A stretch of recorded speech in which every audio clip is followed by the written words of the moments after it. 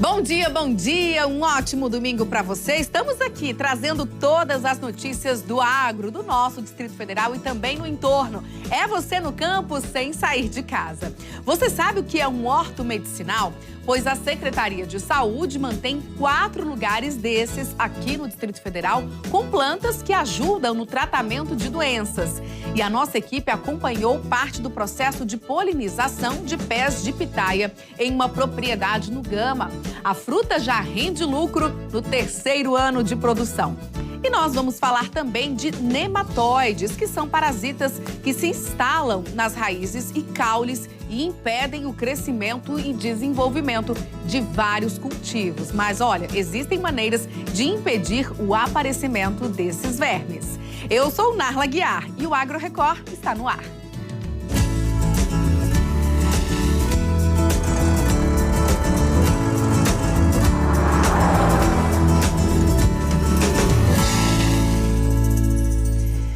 Você sabe o que é um horto medicinal? Pois a Secretaria de Saúde mantém 4 lugares desses aqui no Distrito Federal com plantas que ajudam no tratamento de doenças, produção de remédios e até mesmo casas de parto. E a Carolina Rabelo foi conhecer o Horto do Lago Norte e vai apresentar pra gente.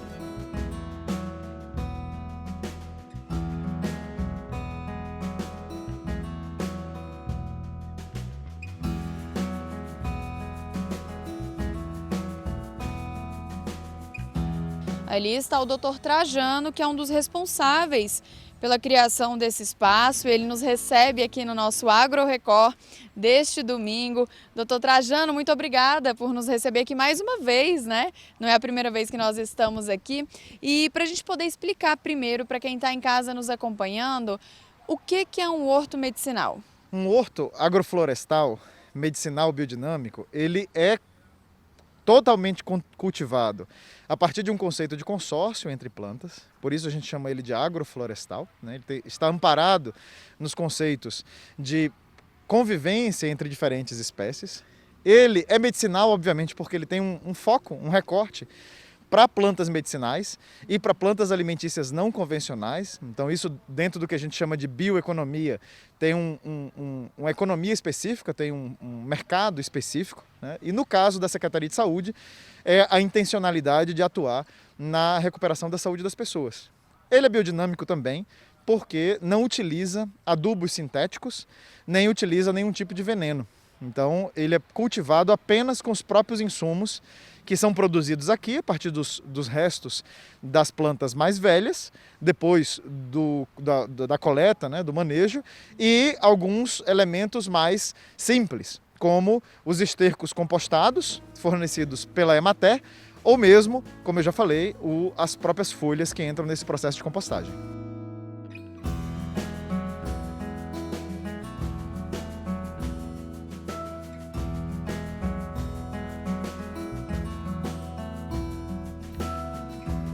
E há quanto tempo vocês criaram esse espaço aqui na Unidade Básica de Saúde e por qual motivo, especificamente, esse horto é aqui na unidade? Então, o Horto do Lago Norte, hoje, ele faz parte da rede de 4 hortos que a Secretaria de Saúde tem, né? Nós temos um horto na Casa de Parto de São Sebastião, que é voltado a plantas de extração de óleos essenciais. São plantas que são possivelmente utilizadas dentro do processo de parto e puerpério das mulheres que ali têm os seus filhos.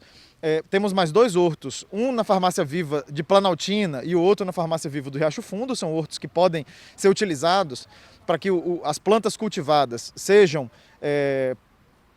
matéria-prima para utilização na produção de medicamentos fitoterápicos.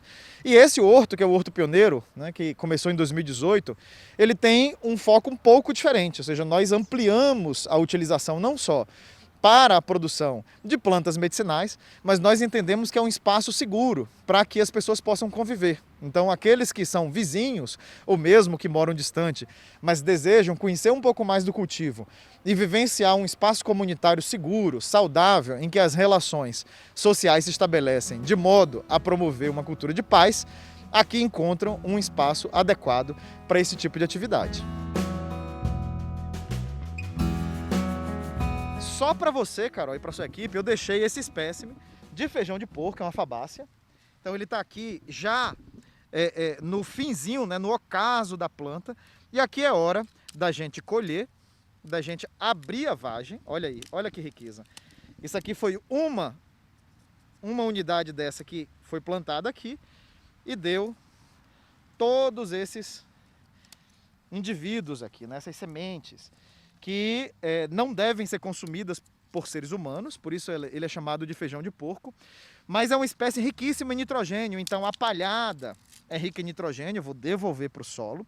A planta como um todo, né, e na adubação verde a gente costuma colher, que significa cortar o pé, 2/3 das unidades já foi feito aqui, 2/3 das unidades na época de flor, é uma flor roxa maravilhosa, porque é o ponto de maior presença de nitrogênio na planta, e eu deixo 1/3 para a produção de sementes. Então aí eu fico autonômico, digamos, na minha própria produção de adubo verde, né? Então essa planta tem um tempo de colheita, se eu não colho, né, ela já passou inclusive, está aqui como eu falei, esperando vocês. Então se a gente não colhe, quem conhece feijão sabe, explode, né? Essa vagem, é uma fabácea a planta, essa vagem estoura, e esses feijões são espalhados naturalmente com retorcimento dessa vagem. E aqui a gente encontra vários indivíduos, né? Doutor Trajano, e se esse feijão ele não é para consumo humano, o que as pessoas podem fazer com essas sementes? Replantar para fazer a adubação do espaço, né? É um risco comer esse feijão, né? Eu como sou médico, eu me sinto na obrigação de instruir as pessoas nesse sentido, né? Pode ser que alguém tenha comido feijão de porco e tenha dito, olha, não faz mal. Pode ser que alguém diga, olha, também é uma planta alimentícia não convencional, mas tem um ponto de colheita. Só que como o feijão é um alimento do dia a dia do brasileiro, né, pode ser que alguém desavisadamente creia que é um feijão que pode se comer a qualquer momento e o consuma trazendo problemas para a saúde. Então a gente desaconselha aqui no horto o consumo desse feijão, deixando apenas como planta de adubação. Mas a gente tem o feijão andu também, ou guandu, né, posso lhe mostrar que é um feijão que é facilmente consumível. Para quem quer uma planta que tem a dupla função, a gente tem, por exemplo, o feijão andu ou guandu, que é uma planta alimentícia não convencional e é um feijão que pode ser consumido pelo ser humano e também serve de adubação verde. Então, são essa diferenciação entre essas espécies que vai promover uma função desse horto fantástica para nós, que é a disseminação de informação, a disseminação de sementes de informação que podem gerar frondosas convivências pacíficas entre o ser humano e o ambiente ao seu redor. E caminhando um pouquinho aqui pelo horto medicinal, a gente consegue ver que algumas pessoas da comunidade estão bem felizes, bem à vontade por aqui. Como que é o nome da senhora? Terezinha. Terezinha, o que a senhora está fazendo aqui nesse pé de aça-peixe? É que eu estava passeando, andando por aqui e encontrei esse pé e me lembrou minha infância, que eu tive um acidente quando era criança, que minha irmã machucou minha cabeça com a enxada e a minha mãe fez uma maçarada, macerou e colocou num pano e botou e fez um emprasto, que eles chamam, botou na cabeça, porque é bom para inflamação, para não inflamar e para cicatrizar. E sem tudo natural. Gente, então essa plantinha aqui, além de ser anti-inflamatória, também serve para ajudar na cicatrização. Sim. E a senhora é a prova viva disso. É isso aí, pois é. Estava aqui andando, nem sabia, nem lembrava mais de como é que era o pé. Tudo que nós temos de maravilhoso e de rico está na nossa flora. Vejam que coisa linda esse pé de boldo. Esse boldo aqui, só você fazer um chá e tomar, você vai se sentir renovado. Depois de comer alguma comida que não fez bem, alguma alimentação que não fez bem. Agora, para você alimentar bem, você deve comer comidas naturais. Comer ora pronobis. Eu até estava dando a receita para ela. Omelete com ora pronobis, chá de ora pronobis. E tudo isso é muito bom.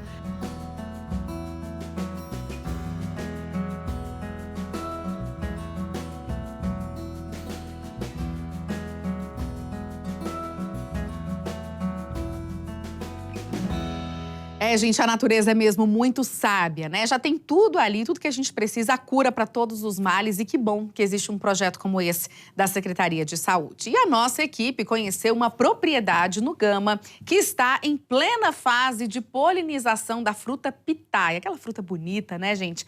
Ela é a queridinha do momento, muito usada para fazer drinks e também sobremesas, que ela realmente é um espetáculo. E a produção começa a render lucros já no 3º ano, viu? O produtor que conhecemos já está expandindo o negócio e a gente vai conferir agora. Hoje nós vamos falar sobre a pitaia. Essa fruta com um aspecto rebuscado, diferente, bonita, né?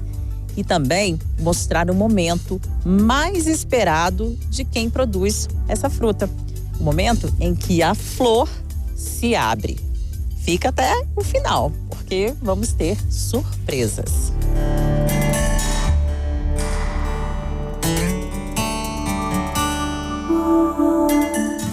Estamos na Ponte Alta, no Gama, a menos de 30 quilômetros da região central de Brasília.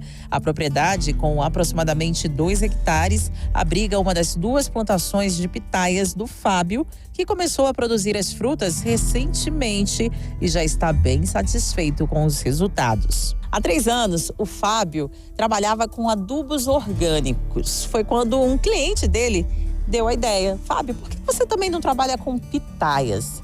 Aí a ideia floresceu. Ele comprou as primeiras 10 mudinhas de plantas, plantou em casa mesmo e se apaixonou pelas pitaias. Não foi isso, Fábio? Como é que foi essa relação aí de amor? Começou há pouco tempo, né? Começou há pouco tempo, né? Uns 3 anos atrás. E assim, eu me apaixonei realmente pela pitaia. Aí fui estudar, plantar e graças a Deus aí tem dado certo. E dado certo significa o quê? Uma pessoa que estava com uma plantação em casa de 10 mudas, hoje tem o quê? Como que é produzida, né? Você estava falando que são das estacas, cada estaca dessa tem quantas plantas? O que você tem hoje aqui? Aqui eu tenho em torno de 2.000 estacas, né? A gente usa 3 mudas por estacas. E aí, como é que você vê esse auxílio que o Senar dá? Foi muito importante aí para o nosso crescimento, né? O auxílio do Senar. Na sanidade do pitaial, né? E as orientações dele foi importante. Eu nunca tinha trabalhado com pitaia. Não, nunca tinha trabalhado. Como que foi esse processo de aprendizado? Esse processo aí foi muito bom, né? Assim, eu estudei muito, até minha mulher ficava brigando comigo para eu parar de ficar vendo sobre pitaia. Então, assim, foi muito estudo para poder fazer a plantação e dar certo, né? E hoje você tem, além dessas estacas aqui, outro local também, né? Tem. Aí eu estou ampliando, né, para outro local. E lá a minha intenção é colocar 5.000 estacas, né? Lá eu já estou com 1.000, lá já plantado, né? E vou ampliar para lá, cara. E qual que é, assim, a lucratividade, né? O quanto de tempo que você investe, o tanto de produção que dá? Fala um pouquinho da parte financeira. A pitaia, ela vai dar aí um retorno financeiro a partir do 3º ano, né? Os custos inicial é bem alto, mas a partir do 3º ano você já tem um lucro aí bom. Assim, o visual dela é diferenciado, né? As pessoas gostam do apego visual dela e também é uma fruta muito saborosa, né? A gente vai ter de casca amarela, polpa branca, casca vermelha, polpa roxa, polpa branca também, casca vermelha, polpa branca. Tem várias variedades. Também conhecida como fruta dragão, por causa da aparência, a pitaia é originária do México e tem aos poucos ganhado o gosto dos brasileiros. Ela é muito saborosa e isso depende muito do manejo, né? Se colher ela na época certa, ela é muito gostosa, é docinha, muito boa. E controle de qualidade, por exemplo, você faz como? Eu sempre faço a medição de Brix para ver como que está o teor de açúcar, a acidez, né? Se tem que fazer alguma correção na adubação. Aí eu faço sempre esse controle aí para poder ter uma fruta de qualidade.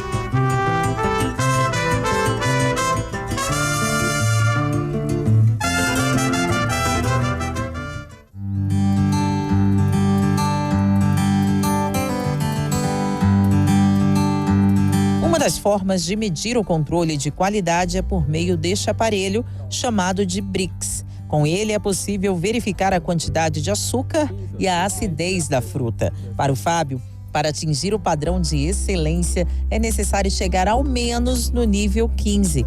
Essa aqui chegou a 17. E se ele pediu para eu provar, já vou logo deixar o meu veredito.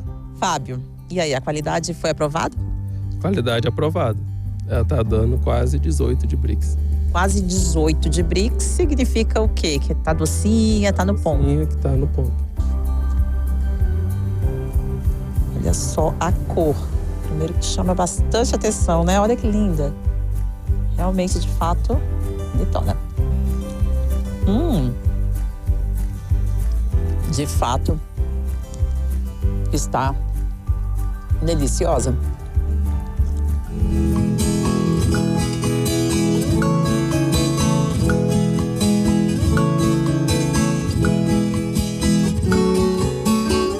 É importante destacar que a qualidade da fruta depende de cuidados que começam desde a hora do plantio e vão até a colheita. Por isso, conhecimento é fundamental.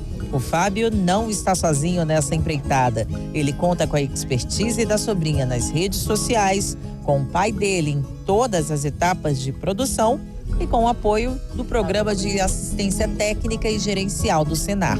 Todo esse atendimento ele é composto por uma parte técnica, onde o técnico vai a campo, olha a parte produtiva desse produtor, então ele vê as deficiências que ele precisa melhorar, tanto da parte de maquinário, adubação, parte de controle de pragas e doenças, variedades, mercado. E ele também faz a parte gerencial, que é a parte de coleta de dados financeiros e econômicos, para estar auxiliando o produtor na tomada de decisão. Qual que é o objetivo desse apoio? O objetivo do nosso apoio, ele tá trazendo qualidade de vida para esse produtor. Então, a gente quer fazer que o produtor enxergue a propriedade como empresa rural e consiga efetivamente estar vivendo e tirando renda dessa área. O programa hoje ele é gratuito, então o produtor que ele quer aderir ao programa, ele pode entrar no nosso site, buscar o nosso telefone, entrar em contato com a nossa administração regional e a gente aloca ele em algum técnico que esteja disponível para fazer o atendimento. E é bem interessante, né? Porque tem muita terra parada, às vezes, ou mal cultivada, e vocês estão aí para ajudar. Exatamente. Ainda mais nessa época que a gente está tendo um custo produtivo muito elevado, a importância de ter um acompanhamento especializado de um técnico, de um engenheiro agrônomo, um zootecnista ou um médico veterinário é muito importante para o produtor não fazer essa caminhada sozinho e ter a orientação específica para ele ter um caminho bem trilhado.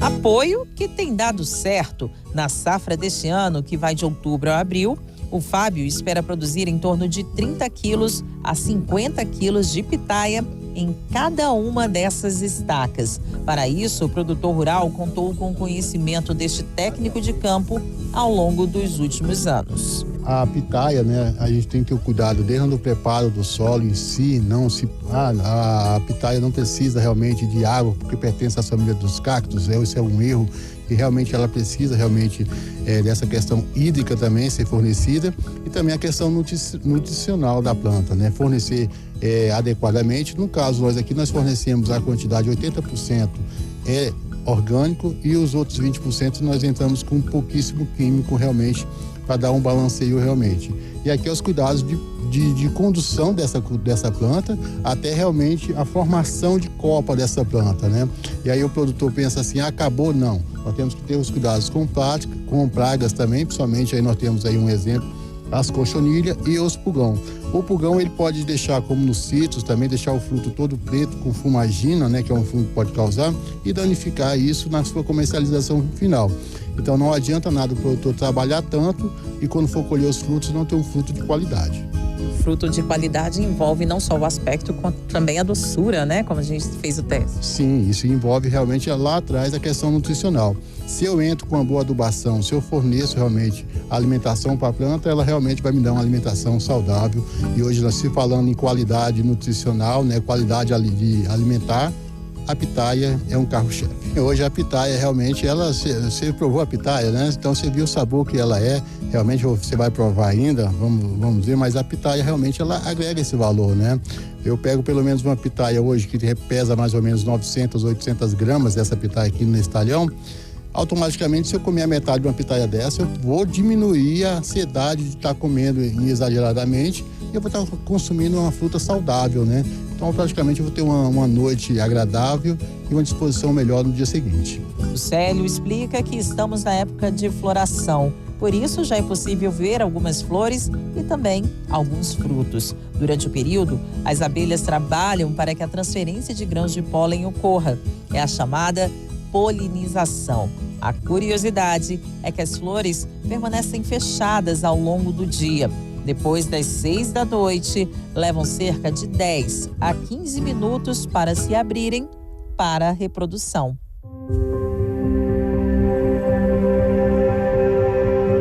Com isso, os produtores costumam aproveitar o momento para potencializar a reprodução manualmente.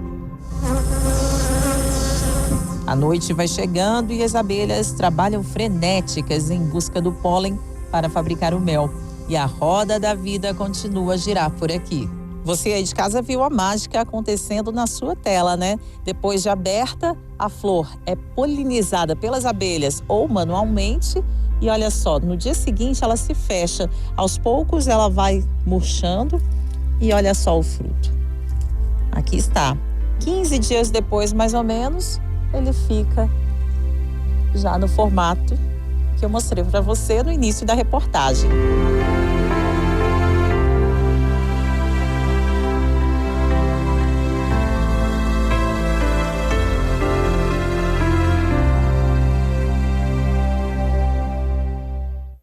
Que imagem linda, né? A pitaia realmente é um espetáculo. Eu estava até comentando aqui com os meus colegas que a primeira vez que eu experimentei pitaia, muitos anos atrás, paguei um valor assim que eu considero bem alto, mas é porque ela é tão bonita e gostosa, de fato, que eu fiquei curiosa e até paguei, mas a gente sabe que é uma fruta que veio do México, é nativa do México, é importada, assim, tem poucas produções aqui aos arredores de onde a gente vive, mas agora com aumentando essa produção aqui no Distrito Federal, a gente fica na expectativa que a fruta caia um pouco de preço. Eu tava lendo, viu, gente, ela é aliada no emagrecimento também, viu, porque ela tem muita fibra e pouca caloria. Então, realmente, uma fruta, um espetáculo. A gente fica na torcida para que seja produzida cada vez mais aqui pertinho da gente, para o preço cair cada vez mais também.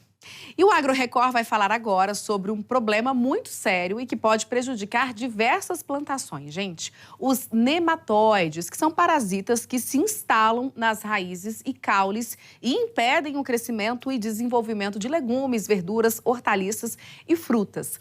Mas olha, existem maneiras de impedir o aparecimento desses vermes. E a gente vai ver agora com a Carolina Rabelo.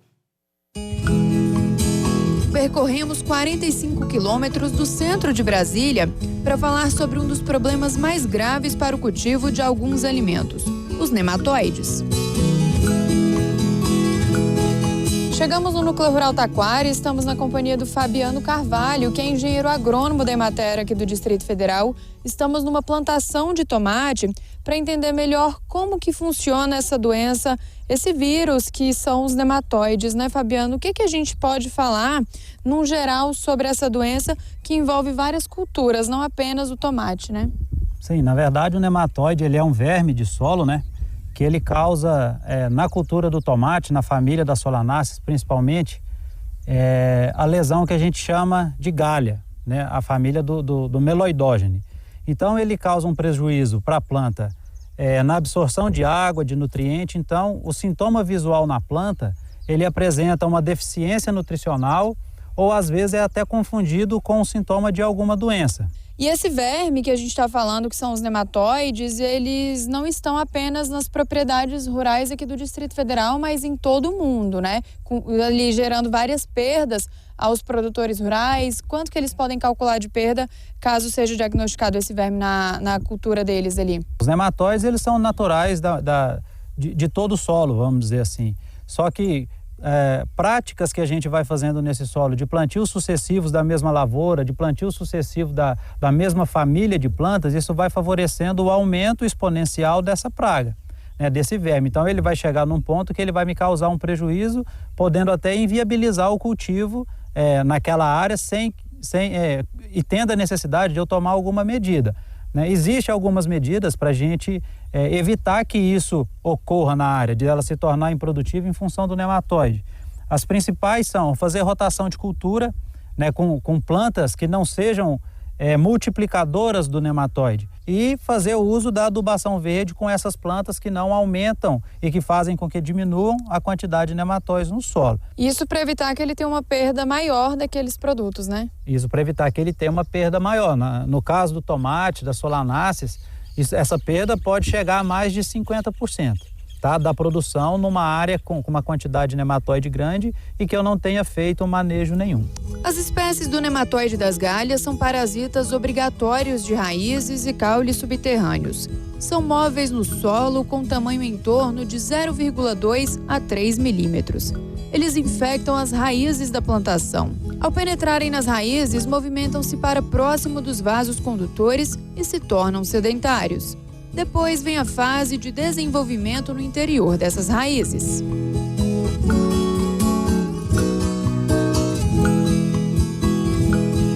O ciclo de vida do nematóide no solo, ele depende principalmente da temperatura. Em épocas mais quentes, o ciclo dela é mais rápido, de 28 a 30 dias. Numa época de temperaturas mais amenas, o ciclo dele é maior. Então, isso já é uma estratégia para uma área que eu tenho problema de nematóide. Uma área que eu tenho problema de nematóide, se eu faço um plantio na época mais fria, eu vou ter menos problema de nematóide, que ele vai estar se multiplicando menos quando eu coloco a minha planta ali. Tá? E essa questão do nematóide fêmea e macho, a fêmea, no caso do meloidógene, é a que faz a associação, ela penetra na raiz e que vai formar essa galha. É apenas a fêmea que faz esse processo, que é o principal causador da lesão e do prejuízo na raiz das plantas afetadas pelo nematóide de galhas. Existem várias formas de generalização, mas as que mais se destacam são a irrigação com água contaminada, em especial quando a fonte da água está próxima ao local de lavagem dessas raízes, as sementes e os materiais infectados, as máquinas agrícolas infestadas, inclusive na movimentação de animais e do homem em áreas de cultivo. Como que o produtor consegue perceber se a plantação dele, se o produto que ele está plantando ali, cultivando, está com esse nematóide ou não? A gente consegue perceber através da folhagem, do caule, ou é da raiz? Como que é? Ela vai apresentar uma clorose, um crescimento desenvolvido e uma produtividade também bem reduzida. E para fazer a identificação, no caso do meloidógene, né, do nematóide de galhas, a gente arranca a planta, e vai analisar as raízes. A gente lava essa raiz com água para deixar a raiz bem visível e a gente vai conseguir observar galhas, né, pequenas bolinhas ao longo dessa raiz, que é a fêmea desse grupo de meloidógenes que fazem esse tipo de desenvolvimento da raiz. O professor da Universidade de Brasília, Juvenil Cares, explica a origem do verme. Bom, começar pelo nome nematóide. A palavra nematóide, ela vem do grego, que significa um animal que tem a forma de fio. Então, os nematóides são animais, né, invertebrados, eles não têm ossos, e são animais aquáticos. E a gente está falando aqui de um grupo de animais, que é o grupo de animal mais abundante no planeta. Se você pegar todos os animais grandes e pequenos, de cada 10 animais, 8 são nematóides. E é claro que quando falamos sobre impactos nos alimentos no geral, isso também reflete no dia a dia do ser humano. Esse grupo de nematóides, eles afetam diretamente as plantas. Claro que indiretamente o ser humano, porque nós dependemos das plantas para a nossa alimentação, para uma série de atividades, né? Produção de madeira, tudo isso. Então, afetando as plantas, afetam diretamente o ser humano. Existem algumas orientações básicas para evitar a contaminação. As mais eficientes são as preventivas. Uma delas, né, são as medidas que a gente chama de quarentenárias, que é você evitar que o nematóide chegue em um país, em um estado, em uma região. Então, existem medidas, né, que são medidas, né, governamentais. Por exemplo, o Ministério da Agricultura, né, tem um órgão lá responsável, né, por isso, pela vigilância sanitária, para impedir, né, que o nematóide que ocorre no outro país, que não ocorre aqui, seja introduzido. Mas você, produtor rural, não está sozinho. A Emater tem técnicos e cursos disponíveis para auxiliar sempre que necessário. Os produtores aqui do Distrito Federal podem procurar o escritório mais próximo à sua propriedade, o escritório da Emater, que vai ter o atendimento, com certeza, para ajudar a montar essa estratégia de manejo ao nematóide na sua propriedade.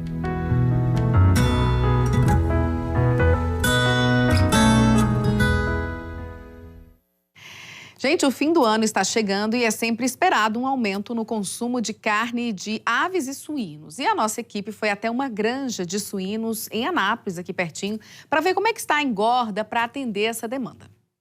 As baias da granja estão lotadas. São 900 cabeças de suínos em confinamento no sistema de engorda e finalização. Aqui, água e comida são à vontade. O animal pode comer ração a qualquer momento e o tanto que quiser. E o suinocultor está animado com as perspectivas de comercialização, agora para o fim do ano. Você vê um incremento de quantos % a mais aí na procura pelo suíno? A gente tem a expectativa de um crescimento de 25%. Apesar da crise que os suinocultores enfrentaram em 2021, o IBGE aponta que a produção de suínos do Brasil continuou crescendo no primeiro semestre de 2022. O segundo trimestre teve produção recorde de 1.300.000 toneladas de carcaças, o que representa quase 7% a mais que o mesmo período do ano passado e mais de 4% superior ao abate do primeiro trimestre deste ano. A produção de proteína suína no Brasil de 2018 até 2021, ela veio crescendo no decorrer dos anos. 2018 foi 3,9 milhões de toneladas, 2019 4,1 milhões de toneladas, 2020 4,4 e 2021 4,8, quase 4,9. 2022 nós estamos já no primeiro semestre com 2,5 milhões de toneladas. Os custos de produção ainda estão elevados e o valor do quilo vivo pago ao produtor ainda não permite margens de lucro tão positivas para os criadores. Mas o cenário demonstra uma recuperação gradual, já que estamos chegando no final do ano e a tendência é de aumento no consumo da proteína suína. A margem de lucro ainda está bem complicada, está bem apertada. A gente tem um custo de produção aí em média de R$ 6,80 e vendendo suíno vivo de R$ 7,10 a R$ 7,30. A gente espera que o preço dê uma reagida, né? Que possa minimizar esses custos nossos. Fim de ano também registra aumento no consumo de aves. O preferido de muitas famílias é o tradicional peru. Hoje, o Brasil é o terceiro maior criador de peru, atrás apenas dos Estados Unidos e União Europeia. Quando se fala em exportação, os principais compradores são países europeus e asiáticos. Segundo a Associação Brasileira de Proteína Animal, no ano passado, o Brasil produziu 157.005 toneladas de carne de peru. Do total produzido, quase 70% atendeu o mercado interno e os outros 30% foi destinado à exportação de 69 países. Já em relação à produção de frango, a expectativa é boa. Por causa do preço mais elevado de outras aves, o frango de corte é uma opção mais em conta e tem uma boa saída no mercado. Segundo o IBGE, os abates de frangos no primeiro trimestre de 2022 em Goiás ultrapassaram a marca de 100 milhões de cabeças, com peso total de carcaças de quase 280 mil toneladas. Já em relação ao preço, o analista de mercado do IFAG diz que houve aumento, tanto das carnes bovina e suína, quanto de aves. Tudo isso devido ao custo de produção do quilo da carne produzida, né? Então, a gente teve o problema da pandemia, que levou inflação no mundo inteiro. A gente tem o aumento do dólar no decorrente ano também. A gente tem também a questão da guerra da Ucrânia com a Rússia, que também impactou principalmente os insumos chamados de adubo. O peru e aquela costelinha não podem faltar na ceia, né? Vamos ver como é que fica a previsão do tempo? Olha, o domingo deve ficar nublado, viu? Com pancadas de chuva e também trovoadas. Aqui no telão você confere. A temperatura mínima registrada hoje, 17 graus. A máxima será de 25 e a umidade relativa do ar variando entre 60% e 95%, de acordo com o Instituto Nacional de Meteorologia. Bom, e a Ceasa criou um guia de classificação de qualidade para frutas e verduras. O guia está disponível digitalmente. Eu te conto tudo depois do intervalo. Até já!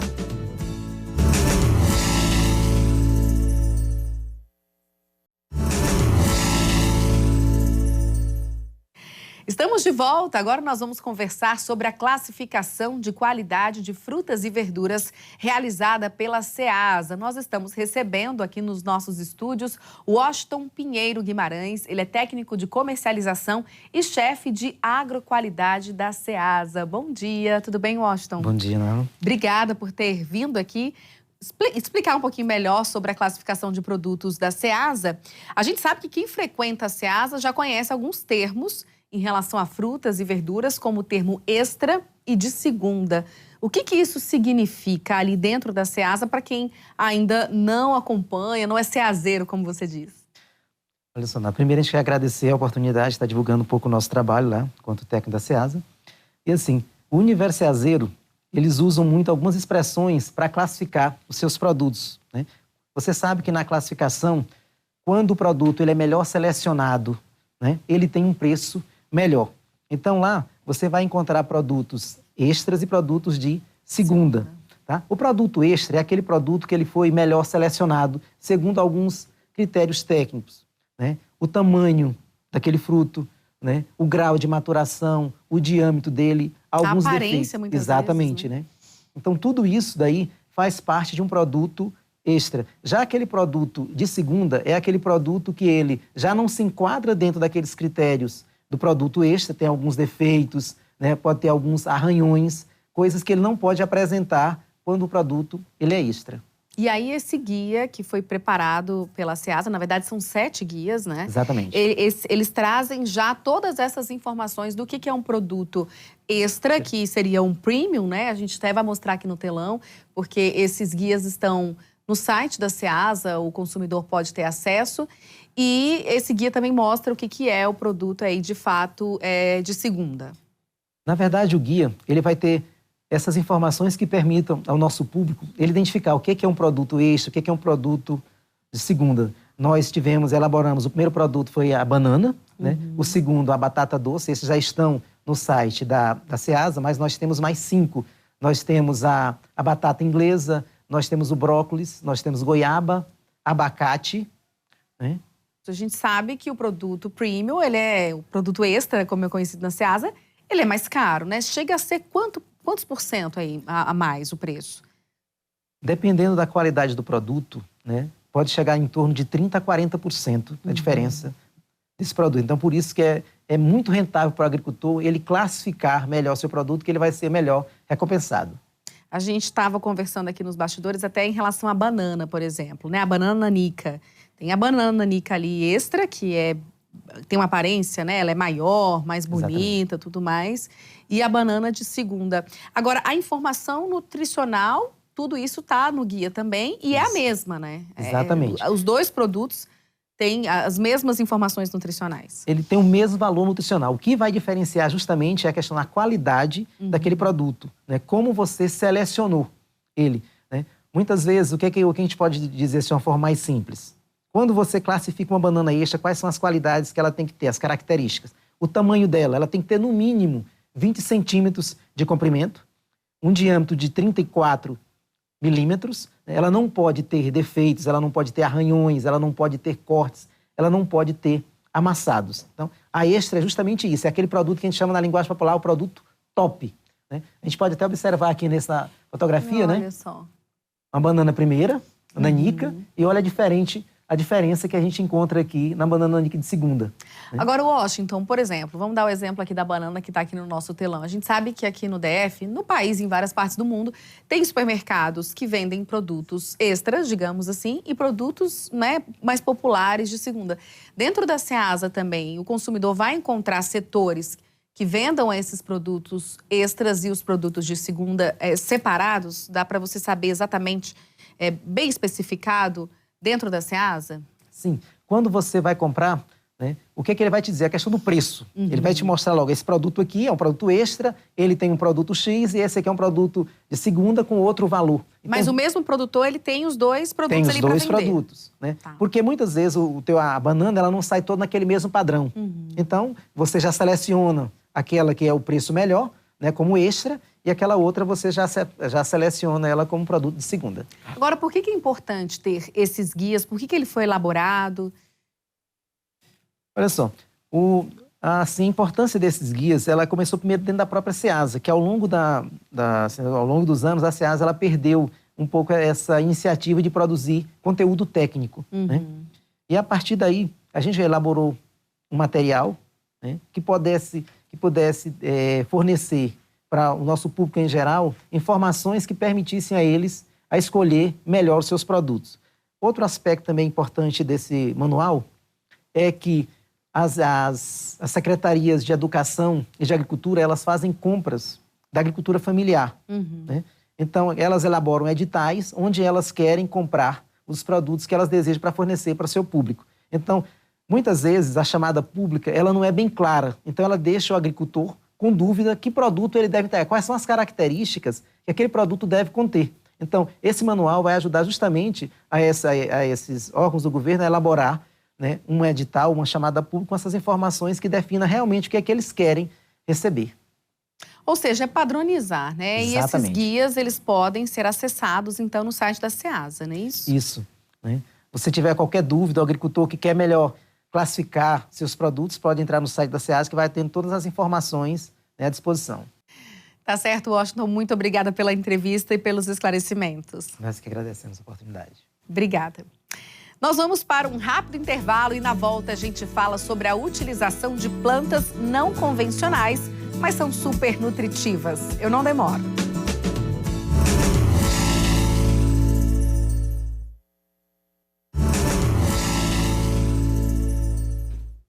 Estamos de volta e, gente, olha só que legal. Na última semana, produtores rurais e urbanos aprenderam mais sobre plantas comestíveis em um curso de graça da Emater. Teve até receita de bolo de chocolate com Ora Pronobis. E a Jéssica Nascimento mostra pra gente.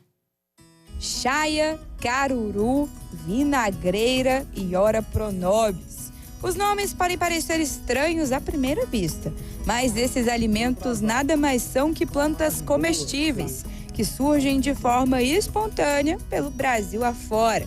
São as chamadas plantas alimentícias não convencionais, ou simplesmente punk. Como o nome já diz, são plantas ou partes de plantas. Então pode ser flores igual essas que eu estou segurando, pode ser raízes, tubérculos, e ela não se restringe a essas plantas que ninguém conhece. Por exemplo, o mamão, ele pode ser considerado uma punk. Por quê? Porque se a gente pega um mamão verde e eu ralo, eu posso refogar ele igual uma abobrinha. Então, uma planta conhecida igual a banana aqui, se eu pego o coração da banana, aquele umbigo que o pessoal fala, eu posso fazer refogado. As plantas são utilizadas até em receitas de bolo. Esse de chocolate e de coco leva Ora Pronobis e fica uma delícia. Nem dá para acreditar que uma planta é um dos principais ingredientes. Muitas dessas hortaliças não convencionais, essas punks, elas têm um teor de nutrientes, tendem a ser muito maior do que o alface, do que cenoura, dependendo. E muitas delas a gente encontra por aí, na cidade mesmo, né? Andando. Por exemplo, a moringa, a Ora Pronobis. Tem inúmeras plantas, então o potencial é gigantesco e cabe cada um de nós ir atrás de pegar esse conhecimento para utilizar da melhor forma. Nesta semana, mais de 20 alunos participaram do curso Do Cultivo à Mesa, coordenado pela Empresa de Assistência Técnica e Extensão Rural do Distrito Federal, a Emater. A imersão no assunto durou 2 dias e teve como objetivo promover o cultivo e o uso dessas plantas na alimentação familiar, por meio do conhecimento das espécies e dos sistemas de produção. O papel da Emater é difundir essas tecnologias, essas plantas, né? O intuito inicial é, primeiro, soberania alimentar, né? Porque muitas pessoas, por mais que vivam na roça, comprem muitos seus alimentos na cidade, né? E aí a gente está tentando fazer esse resgate, né? Porque muitas dessas plantas já foram tradicionais ou são em alguma região do país. Por exemplo, a gente pode ver o arroz de cuchá lá no norte, né? A gente pode ver a Ora Pronobis em Minas Gerais, né? O frango com Ora Pronobis, mas aqui são desconhecidas para algumas pessoas. Gente, vocês estão achando que essas flores aqui lindíssimas são apenas para embelezar a sua tela? Claro que não, né? A gente está falando de punk. É possível também comer essas flores. Vamos experimentar aqui para ver se é boa? Não é que é boa mesmo? Gente, tem muita opção aqui. Nós estamos na sede da Emater. Aqui é praticamente um supermercado de punk bem no centro de Brasília. São várias opções. Opções para a sua culinária, opções para você fazer aquele chazinho quando você está doente, com aquela queimação, com aquela dor de cabeça. E a gente encontrou uma planta aqui também que é muito utilizada na culinária japonesa, que tem gosto de cebolinha. Dá para acreditar? E eu arrisco a dizer que ela é até melhor que a própria cebolinha. Isso tudo, gente, é mato, é planta, não dá para acreditar.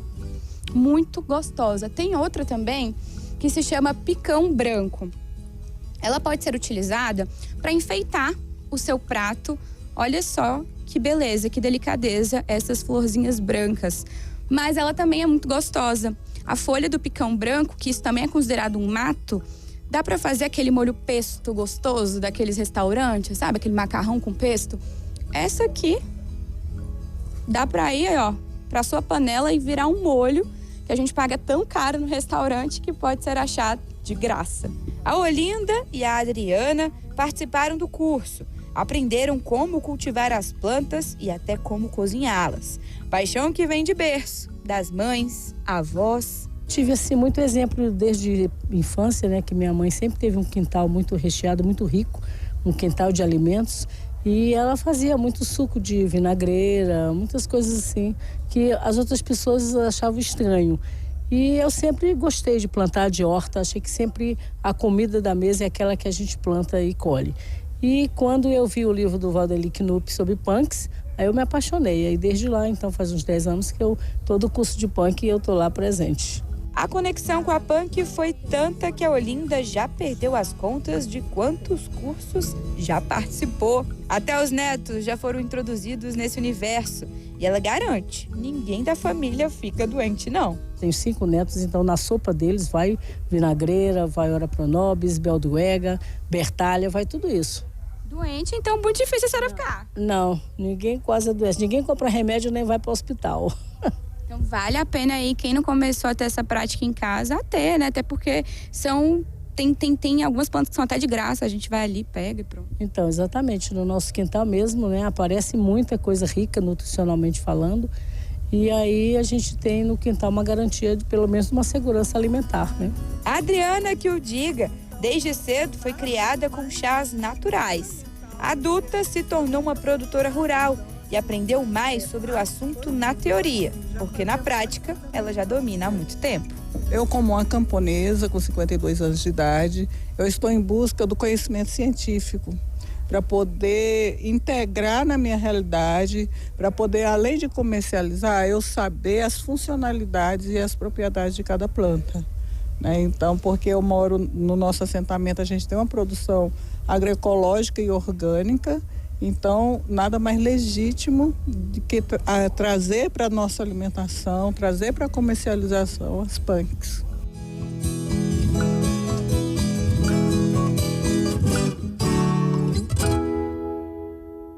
Muito interessante, né, gente? A gente às vezes vê plantas por aí, acha que não tem nenhum tipo de valor nutricional e elas podem ser transformadas aí em receitas, como a gente viu na reportagem. O Agro Record vai ficando por aqui. Muito obrigada pela sua companhia. Hoje o programa foi especial, sempre é muito especial. E eu te encontro no próximo domingo às 10 horas da manhã. Uma semana linda e abençoada para você. E até lá!